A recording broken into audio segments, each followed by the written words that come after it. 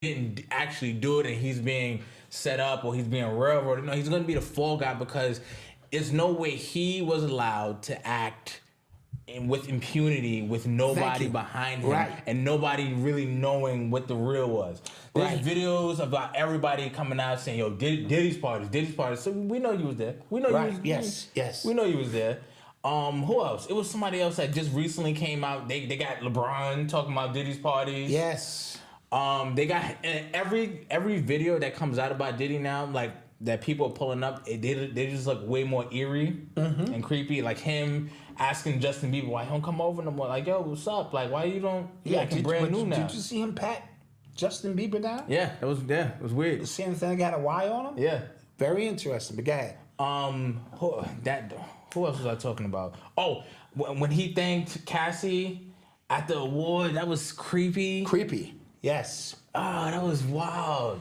Yes, because now you understand the language in which he was speaking. And which I also think is interesting too is that when you pull the Cassie award show thing up, right? When he thanked her, you got to know that he knew something was coming down the pipe. So you got to think this is like months in advance. So yes. Him even suing Diageo for being racist, right? The liquor brand. Knowing he did not own that, knowing he didn't have a real leg to stand on when it came to that was, I think, panic from him.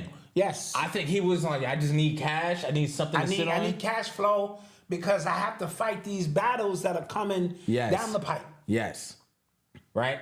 What else? It'll come to me, but go ahead. Okay, so remember, in the 80s, when we spoke about hip-hop, I think Panic did a whole, RIP piece on it where he said the thing was the CIA from the very beginning. I don't necessarily agree 100% with that, but I do understand it is the government's business to monitor via J. Edgar Hoover's monitor the emergence and movement of a people that you are suppressing in this country. And so back to Marcus Garvey on up, we know that there has been surveillance through every movement we have had. Now, the reason I say that is because I'm not sure hip-hop may have been the anomaly in which at first it just looked like a fad of music, but once those platforms were opened, and this ties back into the world of television, when they realized how powerful TV would be through the Tavis Scott Institution, understanding mind control, all the way back to the Beatles, the whole teen sensation thing, all of this stuff is connected because music has become a vessel for agenda. Just think about music. Yeah. What other purpose does music have but to echo a sentiment of something you feel internally? So in the 80s and the 70s, all our music was love-based. Even the blues and all of this still was based on love. And then a rebellious music showed up coming out of a rebellious time of the civil rights movement, right? And then you started seeing it manifest with Native Tongues, Brand Nubians, X-Clan, Poor Righteous Teachers, Public Enemy, KRS-One, Queen Latifah. There were even places for Cool G Rap, to give you a street narrative. And so this became a dangerous situation. So they had to quell this somehow. And the way you do that is you put gatekeepers in place. These gatekeepers became P. Diddy, Sean Carter, Dr. Dre. Now, they had the old gatekeepers, Quincy Jones, Clarence Avant. But those gatekeepers were sitting over R&B and disco. There's a new potential. There's a new energy. And this hip-hop, bebop thing needs people closer to the street who understand the nuances of this. Stay with me because what I'm doing is I'm trying to show you how Diddy got assigned the position of, the diddler. You know what I mean? And so through that, him, Russell Simmons, another gatekeeper, these were the ones, but sitting above them is always The real estate agents. Oh, yeah.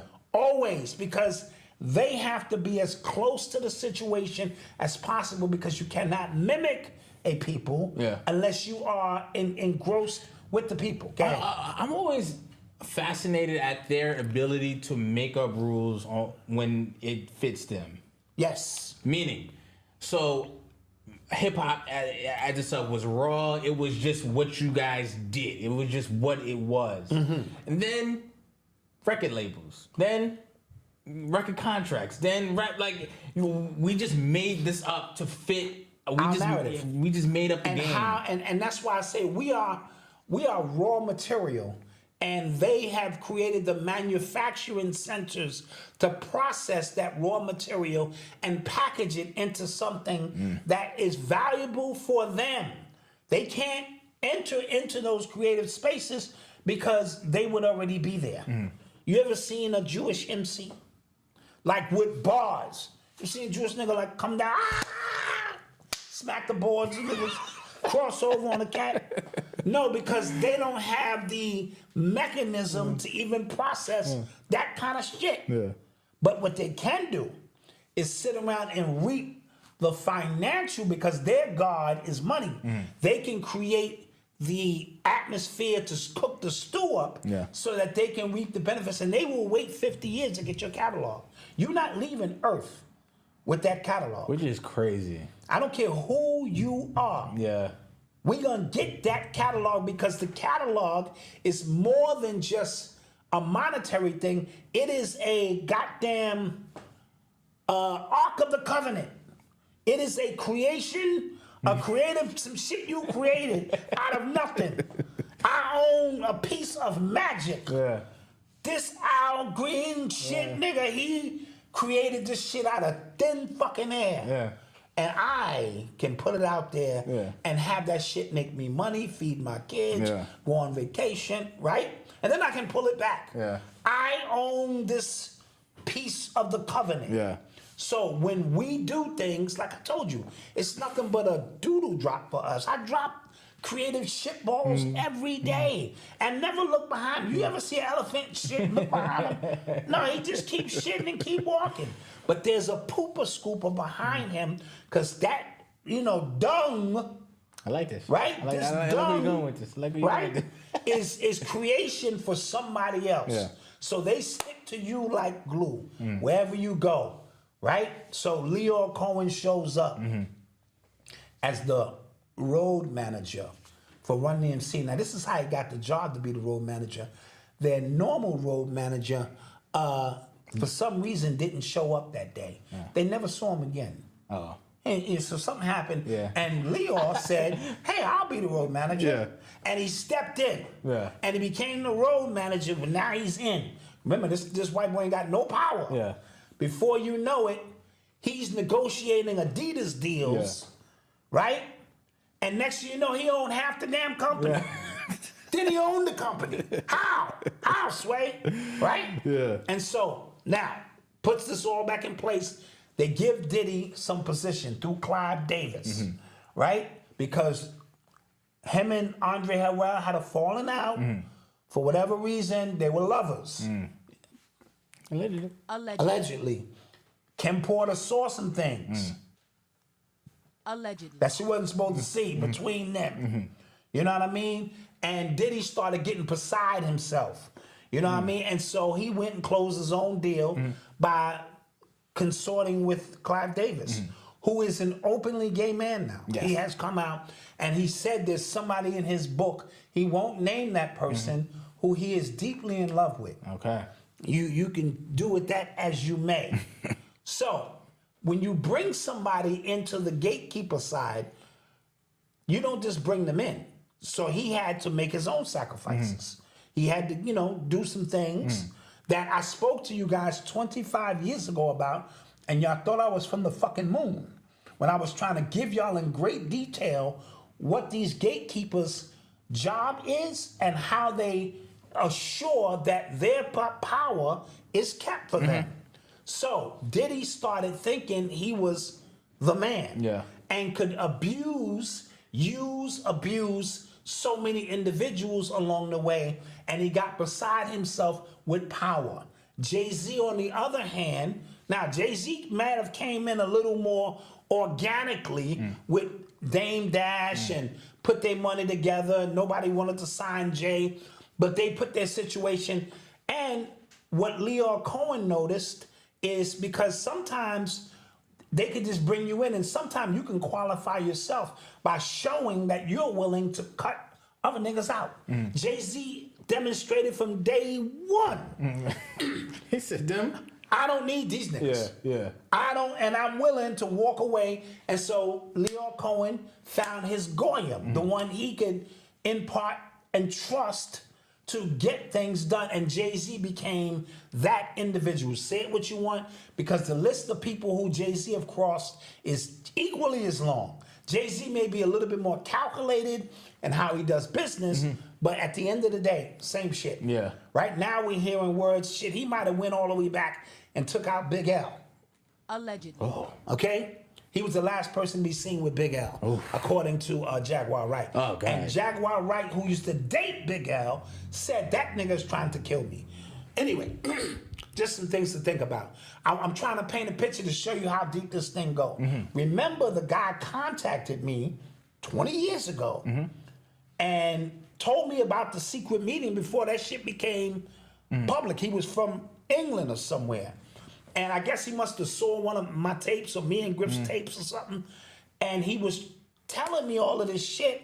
And I said, bro, if you don't give me names, I can't do nothing with that. Yeah. Because I can't sit in front of my community and go, the powers that be, The man. Yeah. We don't do that. And he acted like he was ready to tell me. He said it was two individuals in particular that now I'm thinking may have been Sean and Sean. I'm not sure, right?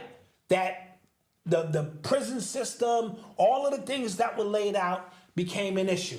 So now hip hop, you can say what you want. Coming out of the 80s into the 90s, quick switch. Now this shit is gangster music. Now this shit is party and bullshit. Now this shit is live your best life. And we haven't fully recovered. And Diddy amassed and Jay-Z amassed a lot of wealth along the way. And now this thing is coming down. Yeah. But Diddy is going to be one, he's not the bottom block, but he's a block that separates the top from the bottom. What Diddy's situation is so interesting because remember when Dave Chappelle did the SNL stand-up when he said Trump was the one, he said, we're doing everything that you think we're doing back there. We're doing it. Yes. This is what Diddy represents to me for years. I've heard you, Phil, but everybody say this stuff. And me, I love you guys. I do. But I'm thinking, they're crazy. Yeah. You know what I mean? I don't know. But it's just like, in the last 5 years, the things that we've learned. Yes. And I said this in our morning meetup yesterday. It's when you say it's a beautiful time, like we have so much information now, so much confirmation now, and it's just like, do we want it? Do we want it? Because it's there. It's staring us in the face. It's there now for you. How much are you willing to? Be careful what you ask for, because the truth is stranger than fiction. It's there now, and it forces you to have to deal with some things you're not ready to deal with. Yeah. And those who are caught into the illusion and idol worship, and then there are those who are saying, well, what about Nickelodeon and Disney? It's all coming down. It's all coming down. It's all coming down to the point where you can't even pull. I don't even want to hear another subliminal record for the rest of my goddamn life. We are past the age of subs. Yeah. You have to speak directly to me. Yeah.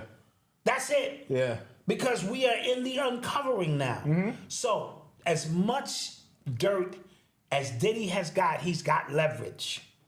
Okay? He's got a lot of leverage if he's smart. And they said 250 cameras. But that means if you went to take a piss, this nigga had a picture of your binky. Goddamn. But interesting. It's just like it's all the same tactics, right?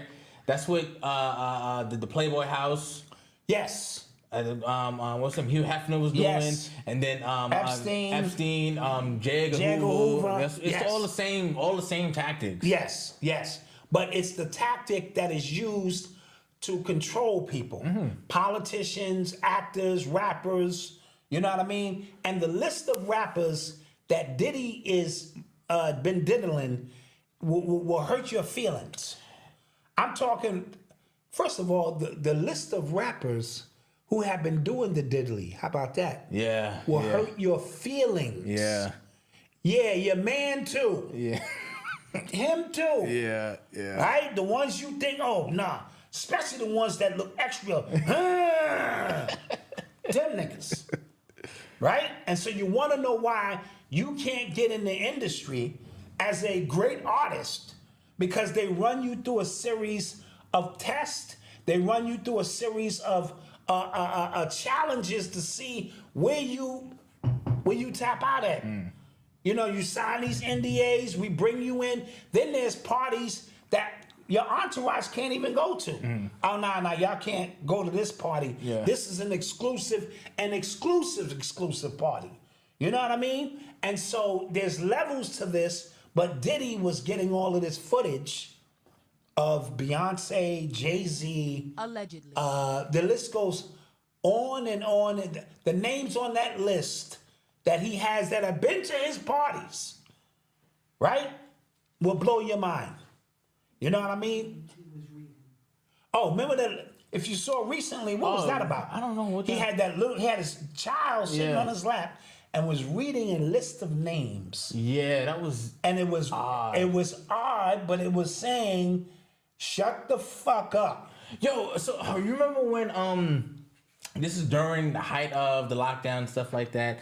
Phil Valentine, he did that lecture when he was talking about how like all of the celebrities were locked down, but they were all communicating with each other. They had the Run Forest Yeah, one. they had the shirts on. Yes. That's the vibe that got me. Like, listen, this is about something else, but y'all know what I'm talking about. You know what I'm talking about? And y'all know who I'm talking to. You know who I'm talking to. Yeah. You know what I'm talking about. Remember, a lot of them are dealing in the secret societies, and they're brought in as Masons, and they speak a certain language that don't require words to be spoken. But he had his child on his lap reading a random list of names. I don't know what the context behind that list was, but okay, but it's never what you think it is. Yes, absolutely. That we know. It's never what you think it is.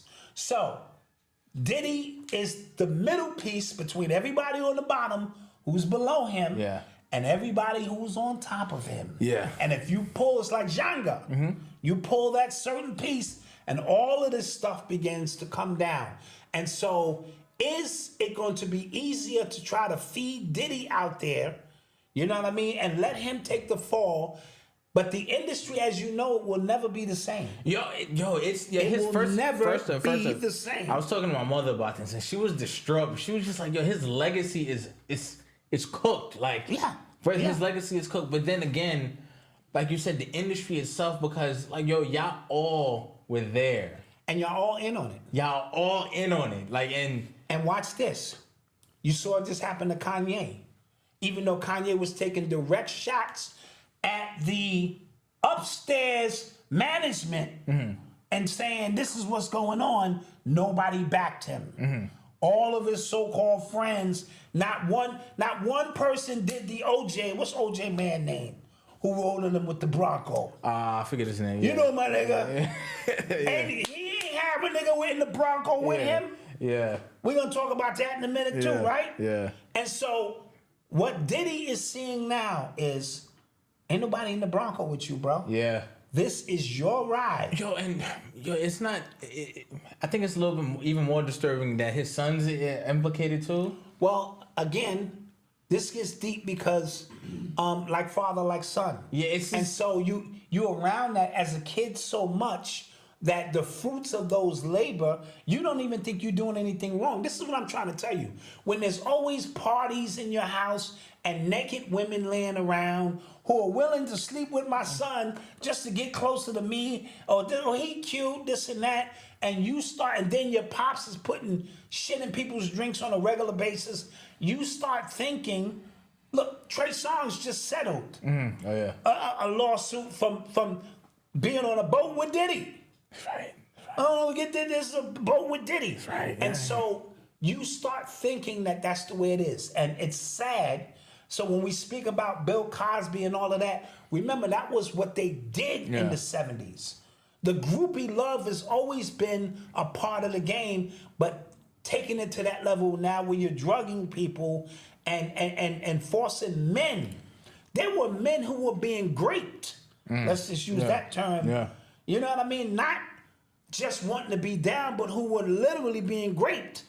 These are crimes against humanity, and there's going to be suffering. So do not get caught into the Diddy looking left, look right. Oh yes. What's up with Clive? What's up with Leo Cohen? Yeah.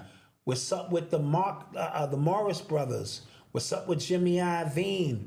What's up with all of these individuals who always seem to escape anything dangerous? And I will. This also got me thinking as well, in how money is really being made. Yes. Right, because I don't like, the older I get, the more we start to look into these things, the more you even hear people slip up about stuff. You realize it's not music that's creating these billions. No. It's got to be something more tangible that this using music. They're trafficking money, people, drugs. Yeah. On a high level. Yeah, and because cash still rules. Yeah. You know what I'm saying? They put money in offshore accounts. You know what I mean? They're doing things to circumvent a complete system.